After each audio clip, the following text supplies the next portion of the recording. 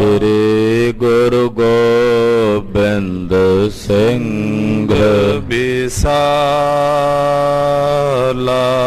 ਤਰੋ ਤਰਾ ਪਰ ਪੁੰਨ ਪੁੰਨ ਸੀਸ ਵਾਹਿਗੁਰੂ ਪੁੰਨ ਪੁੰਨ ਸੀਸਾ। ਬੰਦੋ ਬਾਰ ਬਾਰ ਜਗਦੀਸਾ। ਏਕੰਕਾਰ ਸਤਿਗੁਰੂ ਤੇ ਪ੍ਰਸਾਦ ਸਚ ਹੋਏ। ਵਾਹਿਗੁਰੂ ਜੀ ਕੀ ਫਤਿਹ। ਬਿਘਨ ਬਿਨਾਸਨ ਸੋਏ।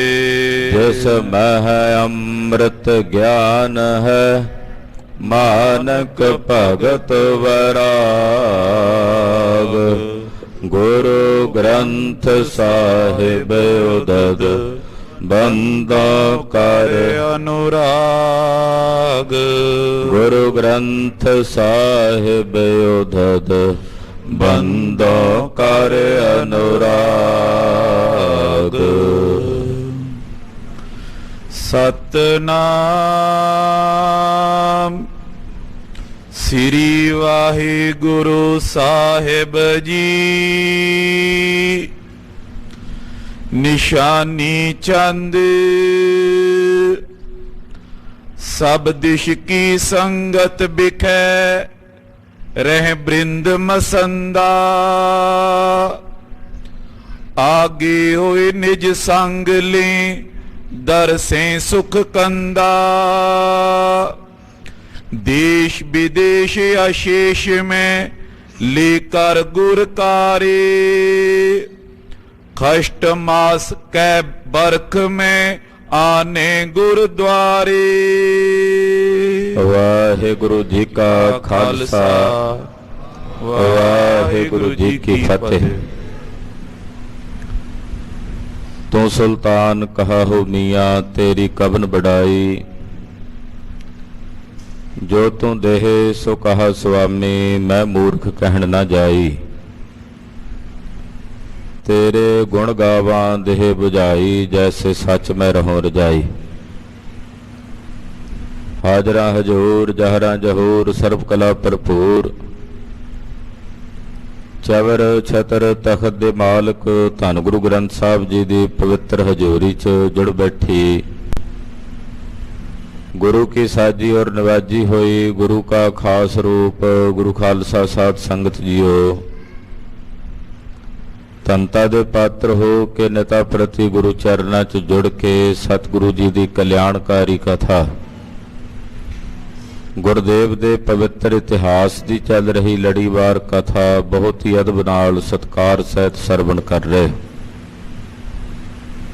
गुरु खालसा जी ये शरवण भगती है।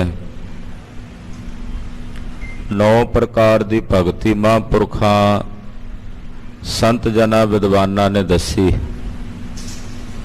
गुरबाणी विच भी पातशाह ने बचन कहे ने भगत 9 प्रकारा कि 9 प्रकार की नवदा भगती है। उहदे चों एक भगती है कि अपने शरवणा द्वारा अपने इष्ट दी अपने गुरुदेव की उपमा सुननी मालक की वडियाई सुननी कीर्तन सुनना ये सरवण भगती है। तो गुरुदेव ने कृपा कीती है दया करके सानू सारियां नू अपनी पवित्र हजूरी अंदर जुड़ बैठण दा ये सुभाग समा बख्शिश कीता। इहदे लई रोम रोम करके गुरुदेव दा शुक्र है। धन गुरु अर्जन देव साहब 5वें पातशाह जी महाराज श्री दरबार साहिब अमृतसर साहब विखे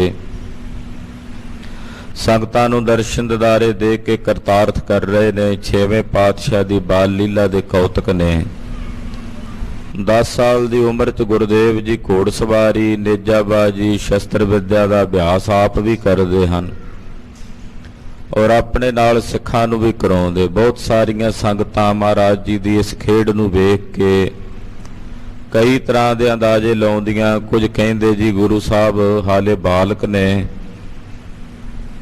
ਤਾਂ ਇਹ ਸ਼ਸਤਰਾਂ ਨਾਲ ਪ੍ਰੇਮ ਕਰਦੇ ਵੱਡੇ ਹੋ ਕੇ ਆਪੇ ਛੱਡ ਦੇਣਗੇ।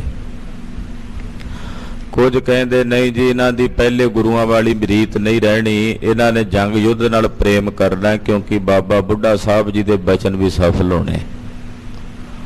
ਤੋ ਇਦਾਂ ਦੇ ਬਹੁਤ ਸਾਰੇ ਬਚਨ ਬਿਲਾਸ ਗੁਰਸਿੱਖਾਂ ਵਿੱਚ ਚੱਲਦੇ ਹਨ। ਪੰਜਵੇਂ ਪਾਤਸ਼ਾਹ ਦੀ ਸ਼ਰਨ 'ਚ ਜਦੋਂ ਗੁਰੂ ਹਰਗੋਬਿੰਦ ਸਾਹਿਬ ਆਉਂਦੇ ਤੇ ਗੋਦ 'ਚ ਬਿਠਾ ਕੇ ਮਹਾਰਾਜ ਪੰਜਵੇਂ ਪਾਤਸ਼ਾਹ ਸਿੱਖਿਆ ਦਿੰਦੇ, ਸੰਗਤ ਦਾ ਅਦਬ ਰੱਖਣਾ ਹੈ, ਸਤਿਕਾਰ ਰੱਖਣਾ ਹੈ, ਅੰਮ੍ਰਿਤ ਵੇਲੇ ਪਹਿਰ ਰਾਤ ਰਹਿੰਦਿਆਂ ਉੱਠ ਕੇ ਇਸ਼ਨਾਨ ਪਾਨ ਕਰਕੇ ਗੁਰਬਾਣੀ ਕੰਠ ਕਰਕੇ ਪੜ੍ਹਨੀ, ਆਪਣੇ ਨਿਜ ਸਰੂਪ ਦੇ ਵਿੱਚ ਸੁਰਤ ਜੋੜ ਕੇ ਸਾਧਨਾ ਵਿੱਚ ਜੁੜਨਾ, ਐਸੇ ਪਾਵਨ ਉਪਦੇਸ਼ ਪੰਜਵੇਂ ਪਾਤਸ਼ਾਹ ਜੀ ਬਖਸ਼ਿਸ਼ ਕਰਦੇ ਹਨ।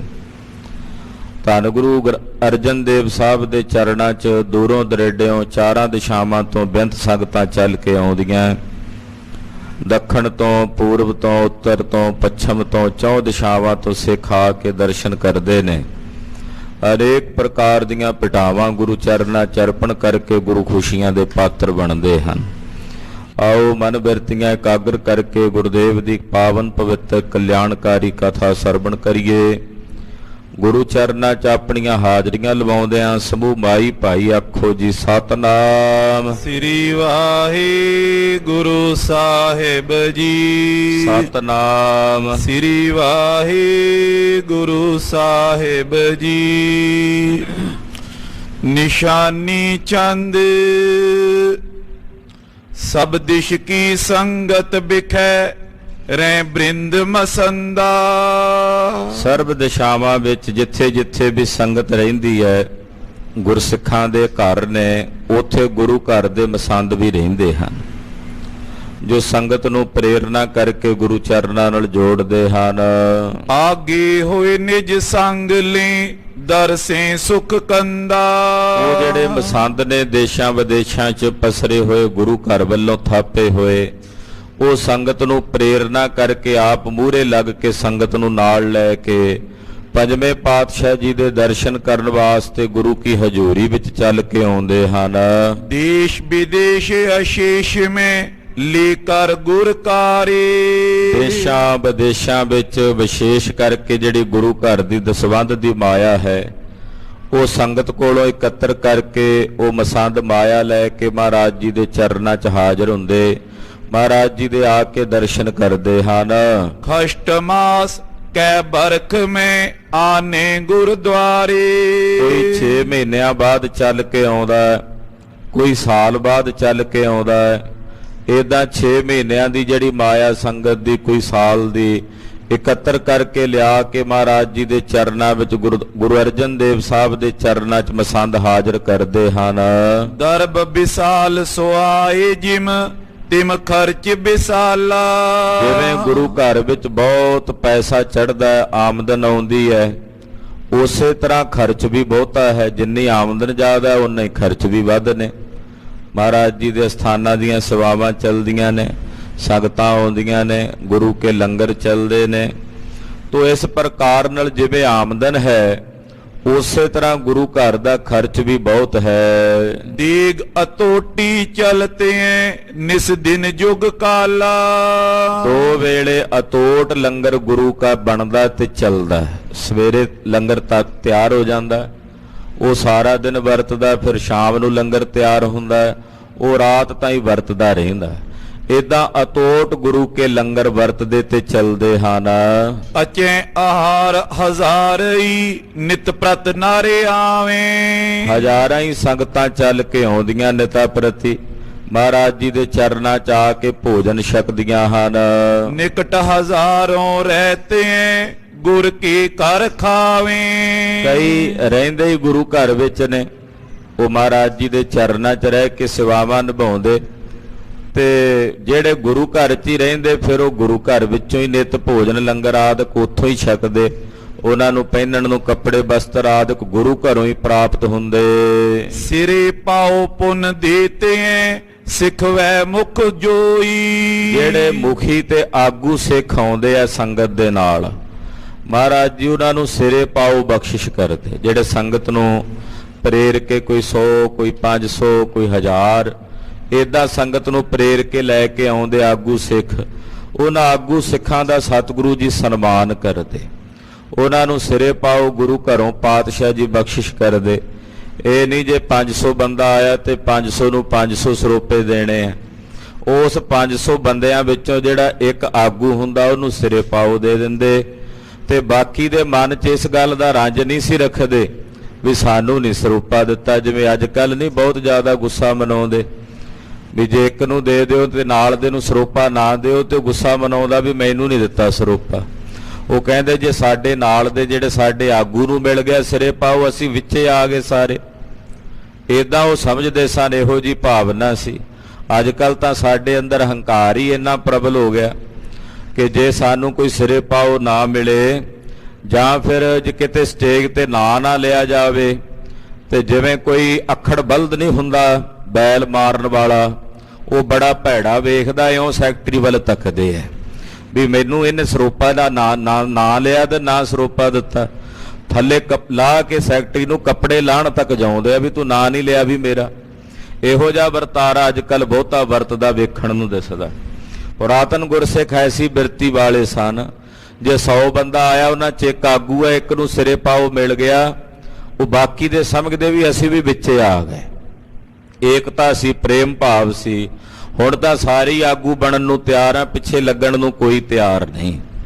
ਕਹਿੰਦੇ ਸਾਰੇ ਹੀ ਅਸੀਂ ਆਗੂ ਹਾਂ, ਸਾਰੇ ਹੀ ਮੁਖੀਏ ਹਾਂ, ਅਸੀਂ ਕਿਉਂ ਕਿਸੇ ਦੇ ਅੱਗੇ ਕਿਸੇ ਨੂੰ ਆਪਣਾ ਆਗੂ ਮੰਨੀਏ। ਸਾਡੀ ਬਹੁਤ ਵੱਡੀ ਨੁਕਸਾਨ ਵਾਲੀ ਬਿਰਤੀ ਹੈ ਗੁਰੂ ਖਾਲਸਾ ਜੀ। ਸੋ ਗੁਰੂ ਸਾਹਿਬ ਸਾਨੂੰ ਸਮਤ ਦੇਣ, ਸਦਬੁੱਧੀ ਦੇਣ। ਤੋ ਇੱਥੇ ਦੱਸ ਰਹੇ ਨੇ ਵੀ ਜਿਹੜੇ ਆਗੂ ਸਿੱਖ ਨੇ ਉਹਨਾਂ ਨੂੰ ਸਿਰੇ ਪਾਓ ਮਿਲਦੇ ਹਨ। ਬ੍ਰਿੰਦ ਮਸੰਦ ਬਿਲੰਦ ਤਨ ਲੈ ਗੁਰ ਤੇ ਸੋਈ। ਕਹਿੰਦੇ ਬਹੁਤ ਸਾਰੇ ਜਿਹੜੇ ਗੁਰੂ ਘਰ ਦੇ ਮਸੰਦ ਆਉਂਦੇ ਹਨ, ਉਹਨਾਂ ਮਸੰਦਾਂ ਨੂੰ ਵੀ ਸਨਮਾਨ ਮਿਲਦਾ, ਉਹਨਾਂ ਨੂੰ ਵੀ ਮਹਾਰਾਜ ਸੱਚੇ ਪਾਤਸ਼ਾਹ ਜੀ ਵੱਲੋਂ ਸਤਿਕਾਰ ਮਿਲਦਾ ਹੈ। ਇਤਿਆਦਿਕ ਨਿਤ ਖਰਚ ਕੋ ਕੁਛ ਟੋਟ ਨ ਆਵੇ। ਜਿਹੜੇ ਗੁਰੂ ਘਰ ਦੇ ਕਾਰਜ ਕਰਨ ਵਾਲੇ ਮਸੰਦ ਨੇ, ਜਿਹੜੇ ਗੁਰੂ ਘਰ 'ਚ ਕੋਈ ਲੰਗਰਾਂ ਦਾ ਪ੍ਰਬੰਧ ਕਰਦਾ ਹੈ, ਕੋਈ ਰਿਹਾਇਸ਼ ਦਾ ਪ੍ਰਬੰਧ ਕਰਦਾ ਹੈ, ਕੋਈ ਰਸਤਾ ਬਸਤਾ ਲਿਆਉਣ ਦਾ, ਉਹ ਵੀ ਮਸੰਦ ਗੁਰੂ ਘਰ ਵਿੱਚ ਨੇ। ਉਹ ਮਹਾਰਾਜ ਜੀ ਕੋਲੋਂ ਖਜ਼ਾਨੇ 'ਚੋਂ ਧਨ ਆਪੇ ਹੀ ਲੈਂਦੇ ਤੇ ਖਰਚਦੇ ਹਨ। ਏਦਾਂ ਟੋਟਾ ਨਹੀਂ ਆਉਂਦਾ ਮਹਾਰਾਜ ਜੀ ਦੇ ਲੰਗਰਾਂ ਵਿੱਚ, ਸਤਿਗੁਰਾਂ ਦੇ ਖਜ਼ਾਨਿਆਂ ਵਿੱਚ।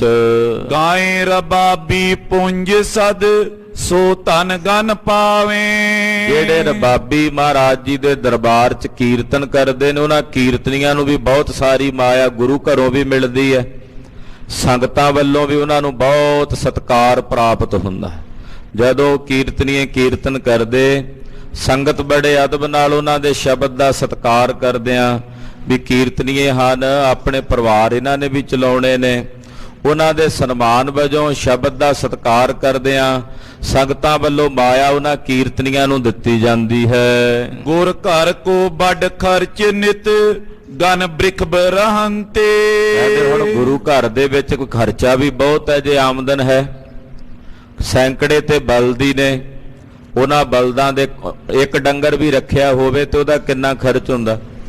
ਕਹਿੰਦੇ ਸੈਂਕੜੇ ਤਾਂ ਬਲਦੀ ਨੇ ਗੁਰੂ ਘਰ ਵਿੱਚ ਭਾਰ ਢੋਆ ਢਵਾਈ ਵਾਸਤੇ, ਉਹਨਾਂ ਨੂੰ ਰੱਖਣਾ, ਉਹਨਾਂ ਦੇ ਘਾਹ ਪੱਠੇ ਦਾ, ਦਾਣੇ ਪੱਠੇ ਦਾ ਪ੍ਰਬੰਧ ਕਰਨਾ, ਫਿਰ ਜਿਹੜੇ ਉਹਨਾਂ ਦੇ ਉੱਤੇ ਬੰਦੇ ਲਾਏ ਹੁੰਦੇ ਉਹਨਾਂ ਦੀਆਂ ਤਨਖਾਹਾਂ। ਕਹਿੰਦੇ ਇਸ ਪ੍ਰਕਾਰ ਨਾਲ ਖਰਚ ਵੀ ਬਹੁਤ ਹੈ। ਖਰੇ ਤਬੇਲੇ ਹਯਨ ਕੇ ਤਨ ਦੇਤ ਲਹੰਤੇ। ਫਿਰ ਘੋੜੇ ਖੜੇ ਨੇ ਮਹਾਰਾਜ ਜੀ ਦੇ ਤਬੇਲੇ ਵਿੱਚ, ਕਈ ਤਾਂ ਘੋੜੇ ਹੀ ਨੇ। ਇੱਕ ਘੋੜਾ ਰੱਖ ਲਓ ਤੇ 4 ਮੱਝਾਂ ਰੱਖ ਲਓ, ਇੱਕ ਬਰਾਬਰ ਖਰਚ ਹੈ। ਇੱਕ ਘੋੜਾ ਤੇ 4 ਮੱਝਾਂ। 4 ਮੱਝਾਂ ਨੂੰ ਤੁਸੀਂ ਪਾਲੋਗੇ, ਉੱਥੋਂ ਦਾ ਦੁੱਧ ਵੀ ਮਿਲਣਾ, ਉਹਦੇ ਤੋਂ ਆਮਦਨ ਵੀ ਹੋ ਜਾਣੀ ਹੈ।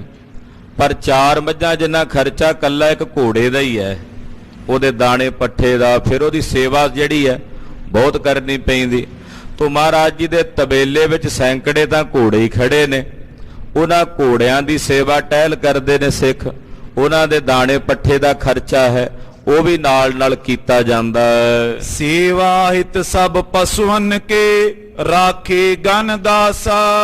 ਊਠ ਨੇ ਕਈ, ਉਹਨਾਂ ਊਂਠਾਂ ਨੂੰ, ਘੋੜਿਆਂ ਨੂੰ, ਬਲਦਾਂ ਨੂੰ ਸਾਂਭਣ ਵਾਲੇ ਕਈ ਨੌਕਰ ਚਾਕਰ ਰੱਖੇ ਨੇ, ਉਹਨਾਂ ਨੌਕਰਾਂ ਚਾਕਰਾਂ ਦੀਆਂ ਫਿਰ ਤਨਖਾਹਾਂ ਵੀ ਨੇ। ਅੱਜ ਗੁਰੂ ਘਰ ਦੀ ਆਮਦਨ ਬਹੁਤਿਆਂ ਨੂੰ ਦਿਸਦੀ ਹੈ ਵੀ ਗੋਲਕ 'ਚ ਬੜੀ ਮਾਇਆ ਚੜ੍ਹਦੀ ਹੈ, ਪਰ ਜਿਹੜੇ ਉਸ ਗੁਰੂ ਘਰਾਂ ਦੇ ਖਰਚ ਨੇ ਉਹ ਉਹਨਾਂ ਨੂੰ ਨਹੀਂ ਨਜ਼ਰ ਆਉਂਦੇ ਵੀ ਖਰਚੇ ਵੀ ਤਾਂ ਹਨ। ਸਾਡਾ ਨਿੱਕਾ ਜਿਹਾ ਘਰ ਹੁੰਦਾ, 5-7 ਜੀ ਹੁੰਨੇ ਆ, ਕਿੰਨਾ ਖਰਚਾ? ਅਸੀਂ ਕਹਿੰਦੇ ਜੀ ਖਰਚਾ ਬਹੁਤ ਹੈ ਘਰ ਦਾ। ਏਸੀ ਚੱਲਦੇ ਆ, ਬਿਜਲੀ ਚੱਲਦੀ ਆ, ਗੈਸ ਚੱਲਦੀ ਆ ਜੀ, 2-2 4-4 ਸਿਲੰਡਰ ਲੱਗ ਜਾਂਦੇ ਆ ਜੀ ਸਾਡੇ।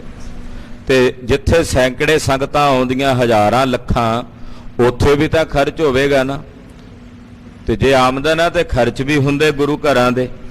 ਤੇ ਜਿਨ੍ਹਾਂ ਨੂੰ ਗੁਰੂ ਘਰ ਦਾ ਕੋਈ ਪਤਾ ਹੀ ਨਹੀਂ ਹੈ ਉਹ ਫਿਰ ਬਿਆਨ ਦਿੰਦੇ ਆ, ਲੋਕਾਂ ਨੂੰ ਕਹਿੰਦੇ ਜੀ ਗੋਲਕਾਂ 'ਚ ਪੈਸੇ ਪਾਣੇ ਬੰਦ ਕਰ ਦਿਓ ਭਾਈ, ਜੀ ਗੋਲਕਾਂ 'ਚ ਪੈਸੇ ਪਾਣੇ ਬੰਦ ਕਰ ਦਿਓ, ਗੁਰੂ ਘਰਾਂ ਦੇ ਖਰਚ ਨਹੀਂ ਹਨ। ਪਤਾ ਨਹੀਂ ਕਿਹੜੇ ਬਿਰਤੀ ਦੇ ਨਾਲ, ਕਾਮਰੇਡੀ ਬਿਰਤੀ ਕਹਿ ਸਕਦੇ ਇਹਨੂੰ, ਜਿਹੜੀ ਪੰਜਾਬ 'ਚ ਬੜੇ ਲੰਮੇ ਸਮੇਂ ਤੱਕ ਹਾਵੀ ਰਹੀ ਹੈ। ਉਹ ਬੀਜ ਥੋੜਾ ਬਹੁਤਾ ਹੁਣ ਵੀ ਹੈ। ਉਹੀ ਇਹੋ ਜਿਹੇ ਬਿਆਨ, ਇਦਾਂ ਦੀਆਂ ਗੱਲਾਂ ਬੇਤੁਕੀਆਂ ਕਰਦੇ ਨੇ ਜਿਹੜੀਆਂ ਨਹੀਂ ਕਰਦੀਆਂ ਚਾਹੀਦੀਆਂ। ਤੋ ਇੱਥੇ ਮਹਾਂਕਵੀ ਜੀ ਦੱਸ ਰਹੇ ਆ ਵੀ ਜੇ ਉਦੋਂ ਖਰਚ, ਆਮਦਨ ਬਹੁਤ ਸੀ ਗੁਰੂ ਘਰ ਵਿੱਚ ਤੇ ਖਰਚ ਵੀ ਬਹੁਤ ਹੈ। ਹਾਂਜੀ, ਲੀਤ ਚਾਕਰੀ ਸਕਲ ਸੋ ਪ੍ਰਾਪਤ ਧਨ ਰਾਸਾ।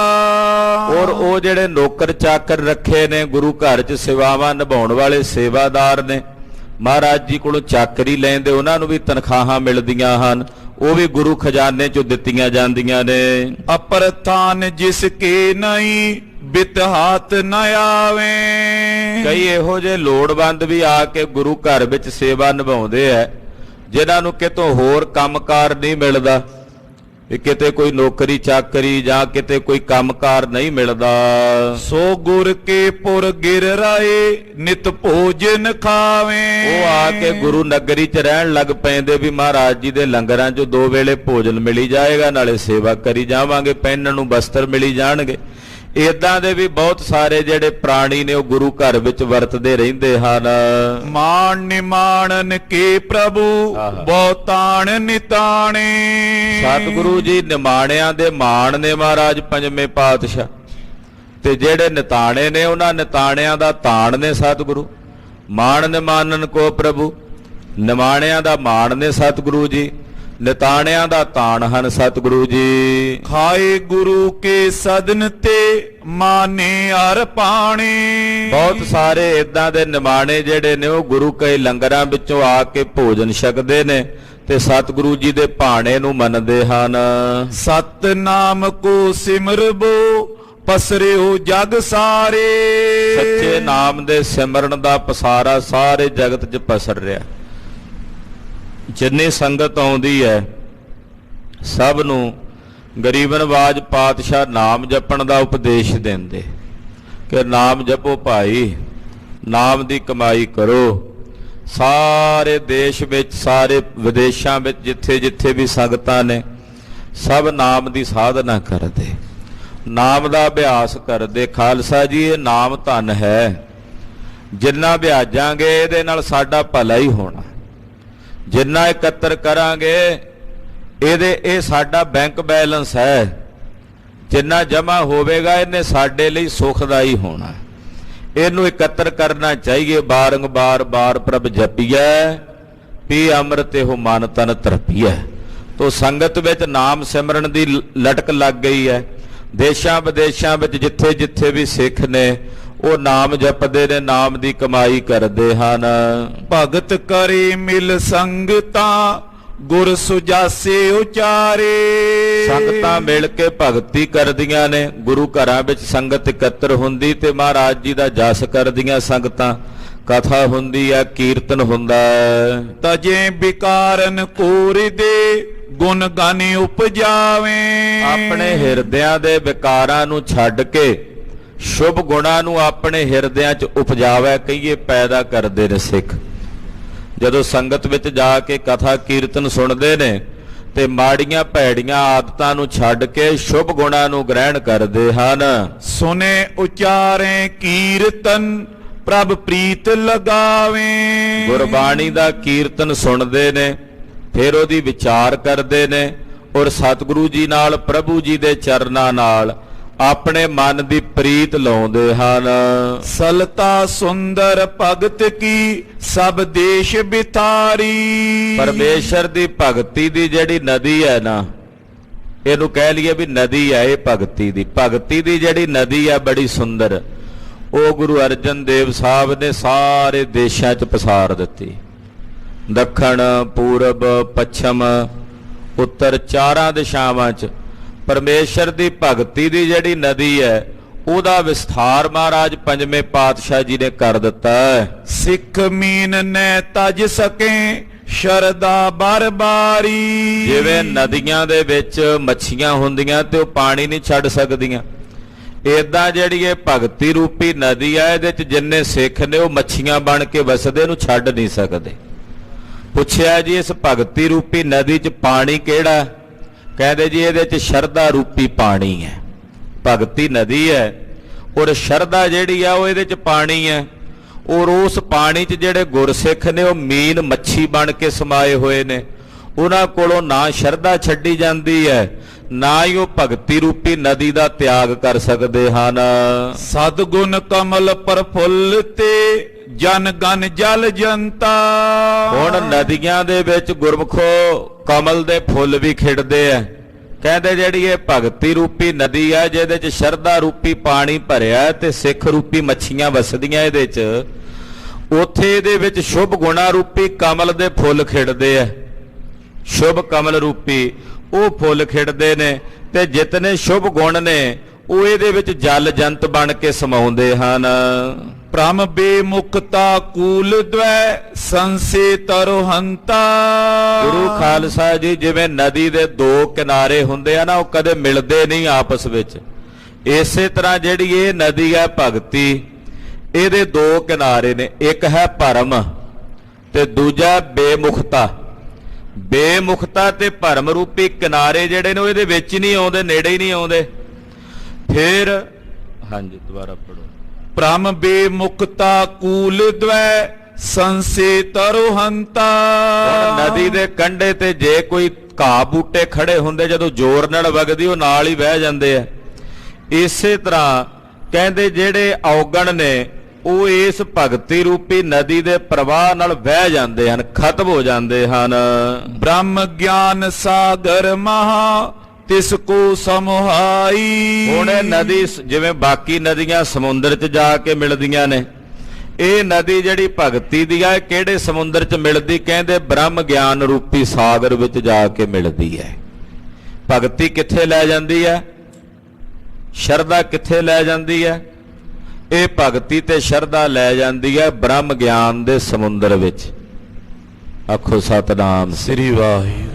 ਬ੍ਰਹਮ ਗਿਆਨ ਦੀ ਅਵਸਥਾ ਵਿੱਚ ਜਾ ਕੇ ਸਮਾਈ ਹੋ ਜਾਂਦੀ ਉਹਨਾਂ ਦੀ। ਹਾਂਜੀ।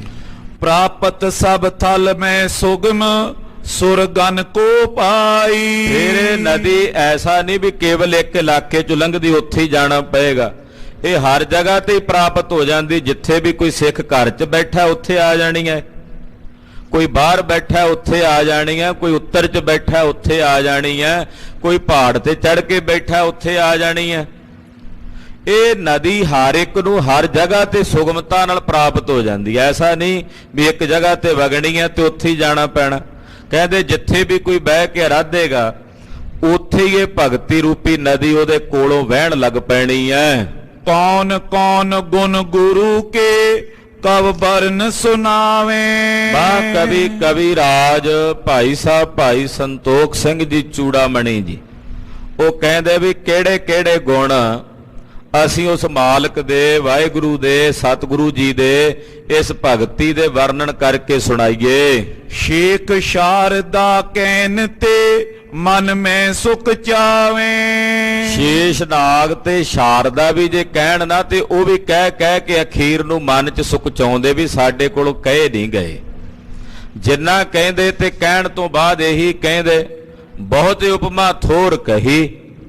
ਕਹਿੰਦੇ ਬੜੀ ਉਪਮਾ ਪਰਮੇਸ਼ਰ ਦੀ, ਪਰ ਸਾਡੇ ਕੋਲੋਂ ਥੋੜੀ ਜੀ ਕਹੀ ਗਈ। ਉਹ ਬੇਅੰਤ ਉਪਮਾ ਦਾ ਮਾਲਕ ਹੈ, ਬੇਅੰਤੀ ਗੁਣਾ ਦਾ ਮਾਲਕ ਹੈ। ਮਹਾਰਾਜ ਕਲਗੀਧਰ ਸਵਾਮੀ ਜੀ ਦੇ ਬਚਨ ਨੇ, ਕਾਟ ਬਨਾਸਪਤੀ ਸਿਗਰੀ ਲਿਖ ਬੇਹੂ ਕੇ ਲੇਖਨ ਕਾਜ ਬਨੈ ਹੋ ਸਾਰ ਸੁਤੀ ਬਕਤਾ ਕਰ ਕਹਿ ਜੁਗ ਕੋਟ ਗਣੇਸ਼ ਕੇ ਹਾਥ ਲਖੈ ਹੋ। ਕਹਿੰਦੇ ਵੀ ਸਾਰਸਵਤੀ ਨੂੰ ਬਖਤਾ ਬਣਾ ਕੇ ਕਰੋੜਾਂ ਗਣੇਸ਼ ਲਾ ਦਈਏ ਲਿਖਾਰੀ ਬਣਾ ਕੇ, ਹਵਾ ਨੂੰ ਕਹੀਏ ਵੀ ਤੂੰ ਲਿਖੀ ਤੇਜ਼ੀ ਨਾਲ ਚੱਲ ਧਰਤੀ ਸਾਰੀ ਜਿਹੜੀ ਆ ਇਹਨੂੰ ਕਾਗਜ਼ ਬਣਾ ਦਈਏ ਤੇ ਜਿਹੜੀ ਬਨਸਪਤੀ ਆ ਇਹਨੂੰ ਕੱਟ ਕੇ ਸਾਰੇ ਦਰਖਤਾਂ ਨੂੰ ਕਲਮਾਂ ਬਣਾ ਦਈਏ ਤੇ ਵਾਹਿਗੁਰੂ ਦੀਆਂ ਵਡਿਆਈਆਂ ਲਿਖੀ ਜਾਈਏ ਫਿਰ ਵੀ ਉਹਦਾ ਅੰਤ ਨਹੀਂ ਪੈਂਦਾ। ਐਸੀ ਉਪਮਾ ਹੈ ਸਤਿਗੁਰਾਂ ਦੀ। ਦੋਹਰਾ